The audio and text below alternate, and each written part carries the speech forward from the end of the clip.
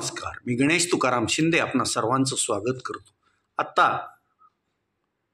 दुपारी साधारण 12:30च्या दरम्यान धाराशिव शहरात स्वर्गीय संतोष देशमुख आणि